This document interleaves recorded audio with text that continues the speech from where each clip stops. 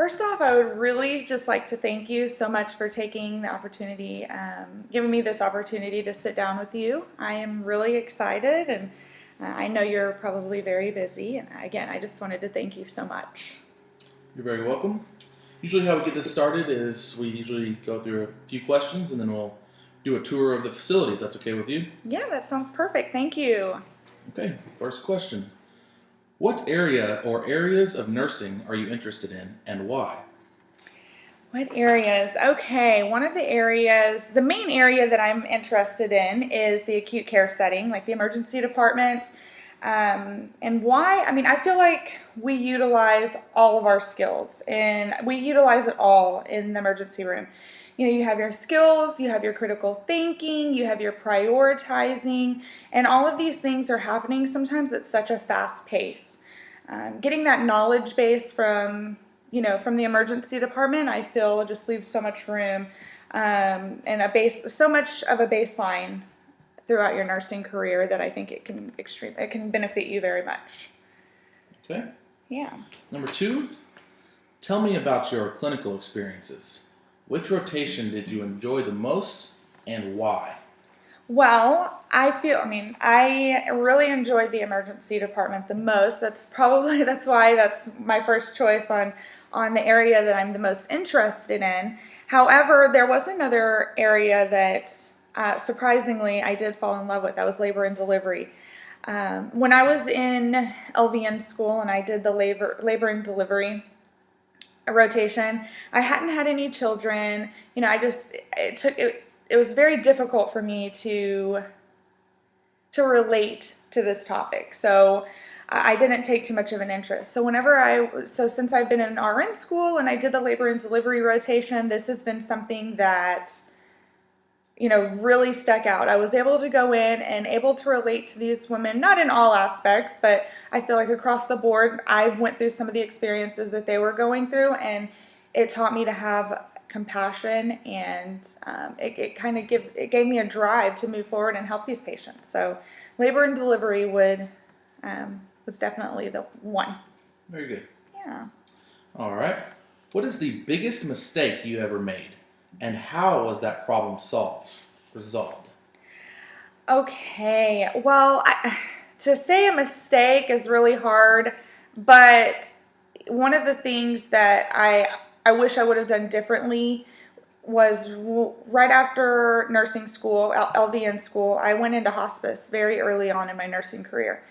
And there is so much that I've taken from hospice, and there was such a benefit from it, but also I feel like there was a downfall, and this is where I made the mistake. And going into hospice, we don't look at labs. We don't search for problems during this time in a person's life. We are helping them die comfortably. So, opposed to if I were to go into an acute care setting, it would have given me a foundation to move forward in my nursing career. So hospice has been great. I am very grateful that I've gotten the opportunity. However, I probably would have done it later on in my nursing career after I had built a foundation. Okay.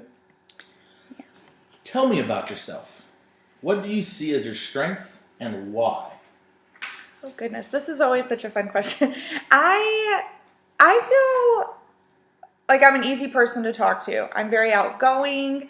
I know how to be professional, but yet I try to make things fun. You have to find the humor in nursing, or it's just going to eat you up. So I am always trying to find new ways for us to do team building experiences, and I don't know. I just feel like I'm a very well-rounded person. I know that might sound biased, but I am. I'm a fun, outgoing person, and I feel like I'm a very easy person to talk to as well. All right. And on the opposite end, how about your weaknesses and why?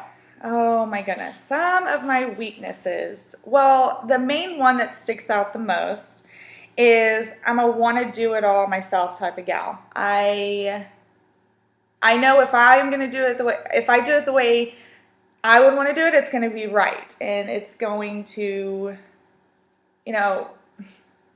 learning to delegate it out has always been one of my weaknesses. But I also learned very early in my nursing career that I will drown if I don't get off of that, delegate my duties more. And one of the ways that I have found myself, like helped myself during this time, this transition as well, and this transitioning into delegating it and not doing it all myself, is following up. So not only am I delegating it, but I'm also following up. I'm checking to make sure that things were done appropriately, and that kind of gives me, kind of helps me step back and say, okay, well, it's okay to do this, and just to make sure that it got done appropriately. Okay. Tell me about a staff nurse who most impressed you, and why.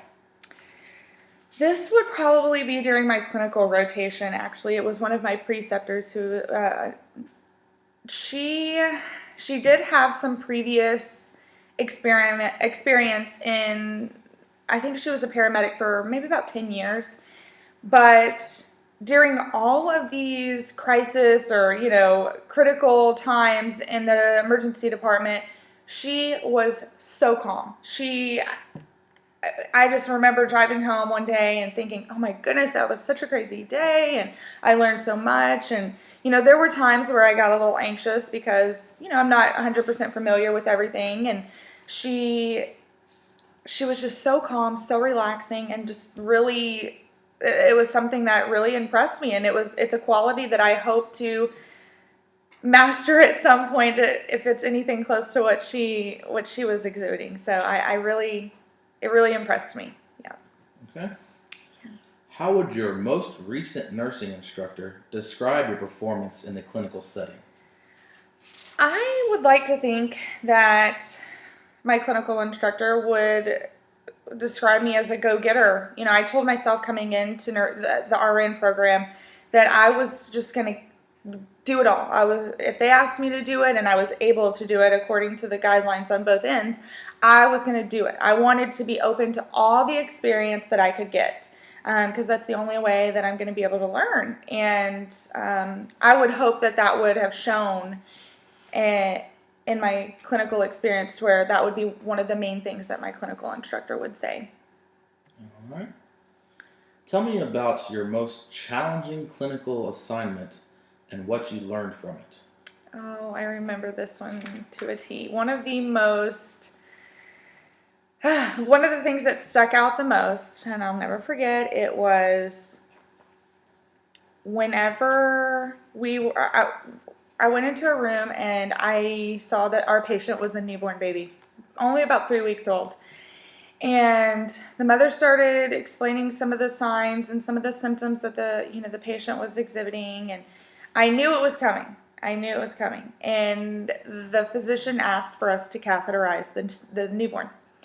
And it was very difficult because I don't have a lot of experience with children, because I'm in adult hospice, so I don't have a lot of experience as it is, and just the thought of causing any kind of discomfort to a baby was just detrimental. It was very hard.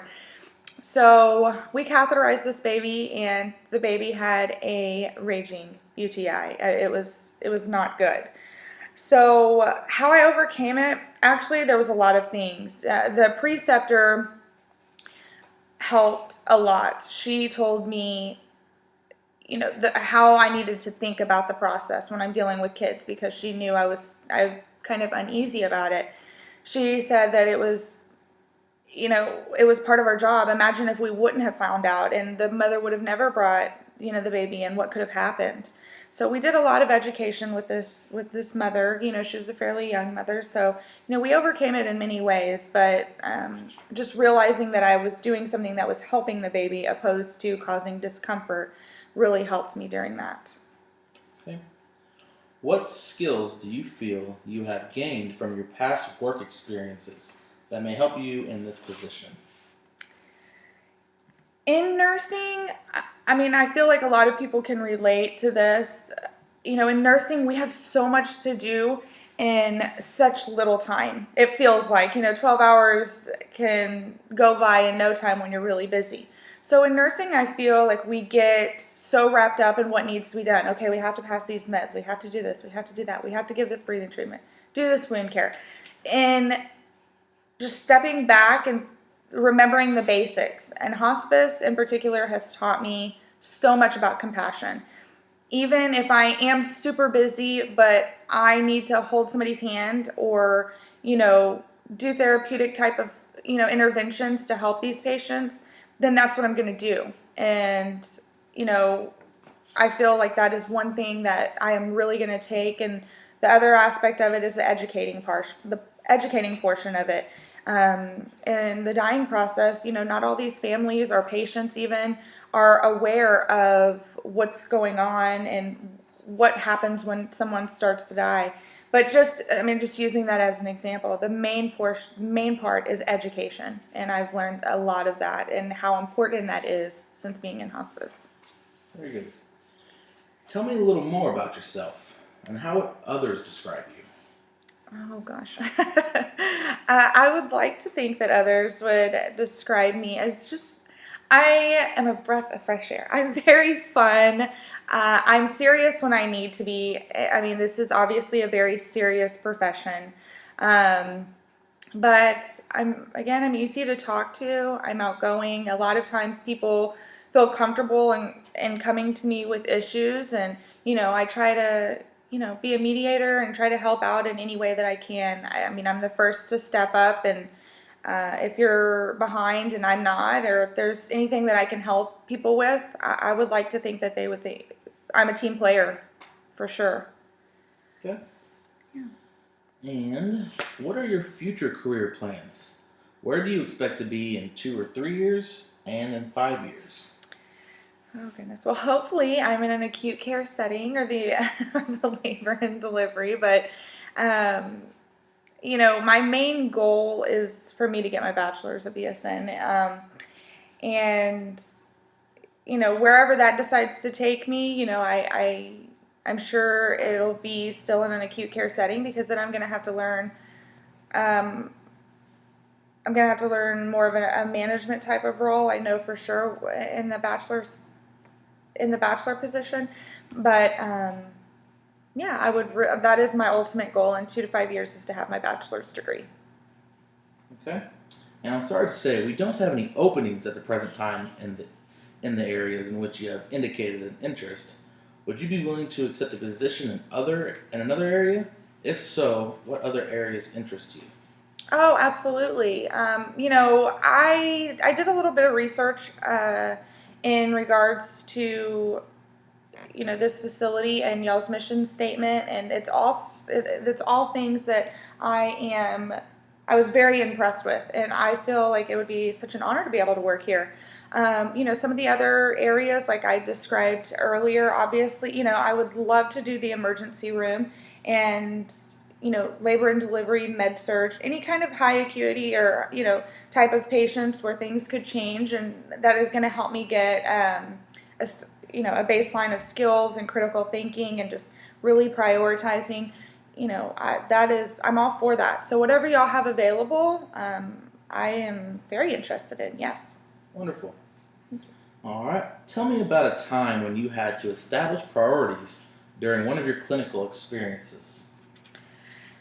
Wow. Well, working in the emergency room, I feel like it's constant prioritizing. Everybody comes in and they feel like it's important enough to come in. So, then you have to look on it at a different perspective. Okay, well, what is the most important? So, for instance, I remember there was one time in the clinical setting, we really had to utilize that ABC, airway, breathing, circulation. So, we had a stroke patient, we had a postpartum patient who was actually about 2 weeks postpartum who was hemorrhaging.